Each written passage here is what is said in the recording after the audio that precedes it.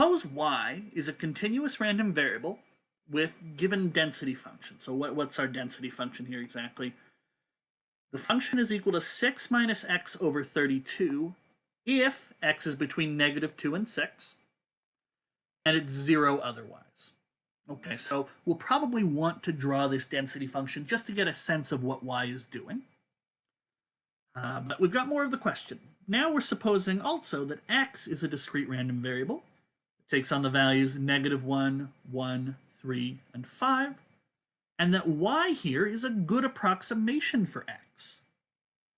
So determine the probability that x is greater than -1, less than or equal to 5.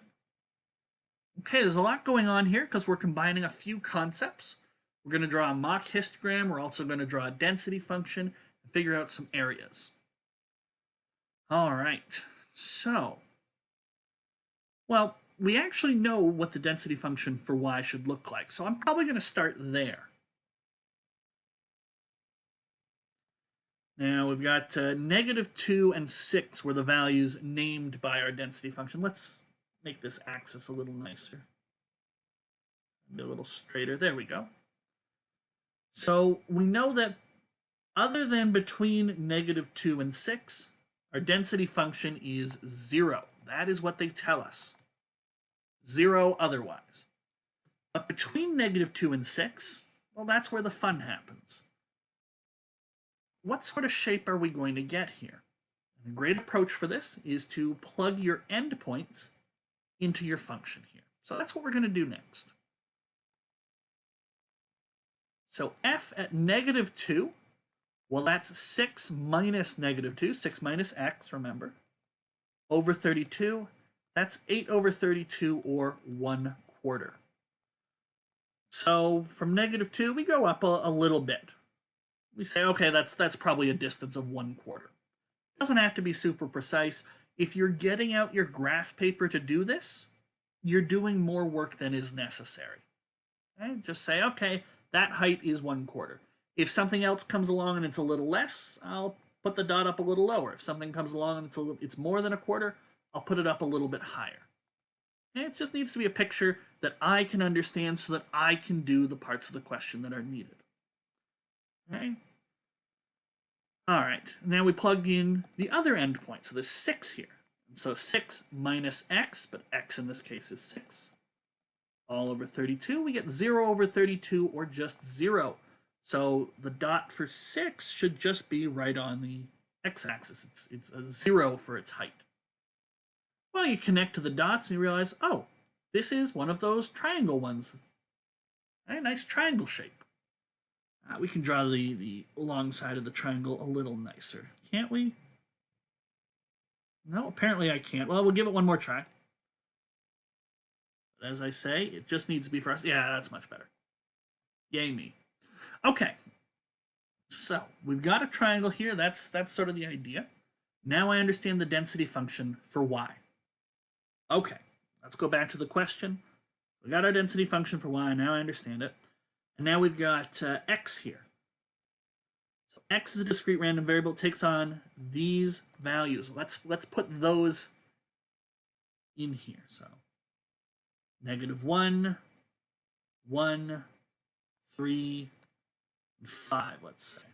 Okay, so roughly spaced out nicely. I suppose we could probably put the -1 closer to the -2, 1, and 3 there. Okay, so these are the values for x. We should probably draw sort of a Mach histogram. Okay?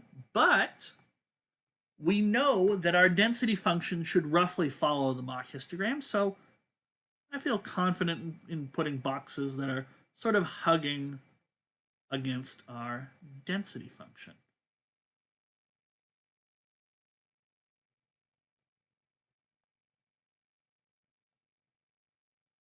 Okay. So that's probably what the histogram would actually look like. Now, where should these boxes be starting and stopping? Well, they should start and stop halfway between these values. So start at 0, then end at 2, then end at 4. And so you'll notice each of these rectangles has a width of 2. So these last ones actually do start and stop at -2 and 6. So we'll draw it a bit more precisely. This one here is kind of too wide. All right, that's a little nicer. Okay. So that's actually what the histogram should look like, as it's sort of closely hugging the density function. Fine. Now, what are they actually after here? What probability do we seek? Because that's what we got to do. We got to answer the question.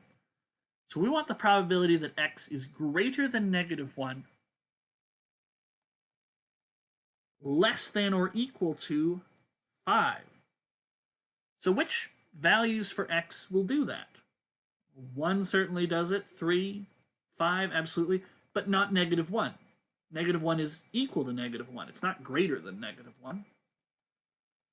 Okay, so we've got the values that x needs to be, so let's shade in the corresponding area on our histogram. So it's just these 3 boxes here.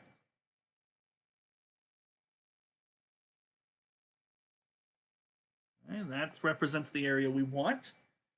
But I don't have a PDF for x, so what do? Well, this is where the fact that we've got a good approximation comes in and helps us out. We can trade this pink area for an area under our density function, under the blue triangle, over the same width. So this area under the blue triangle will start here at 0 and stop over here at 6. Okay, so it's basically the same as the probability that y goes between 0 and 6. And that is just this forest green triangle.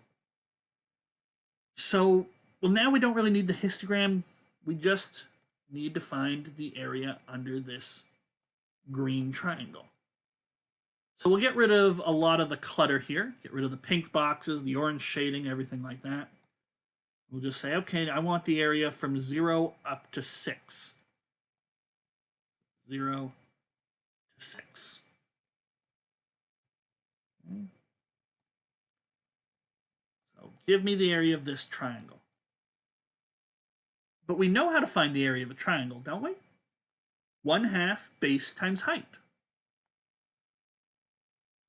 So the probability we want is the area of this triangle. So we've used the good approximation. Now we're using our knowledge of continuous random variables and how to find areas under the simple ones. So 1/2 base times height, 1/2 a base here, go from 0 to 6, base is 6. Height is, how did we get the height again? Find the highest point on your triangle, if you've got a triangle. Okay. Where is that? Well, that's above the 0. So the height here is going to be 0 plugged into our function. Do we remember what the function was? 6 minus x over 32. So the height of our green triangle, which represents the area we want, 6 minus 0 over 32, 6 over 32, or you could say 3 out of 16. I'll multiply by 3, so that's the height. So 1/2 base times height. 6 times 3, you'll get 18. 2 times 16, 32. Divide by 2 on top and bottom, and we will get 9 over 16. Okay. So 9/16 is the area of this triangle, and that means the probability they gave us in terms of x, so x greater than -1, less than or equal to 5, is approximately 9/16. Okay, so we had to figure out how the density function of y worked, draw in our mock histogram to figure out what area we want for the probability of x, make the switch so we got a probability in terms of y, and then go back to our knowledge of continuous random variables to figure out the area of this triangle here. Okay? Long question, but it was a great question because it combined a couple concepts. And we like questions that combine things and really make you think and put the pieces of the course together. Excellent little question.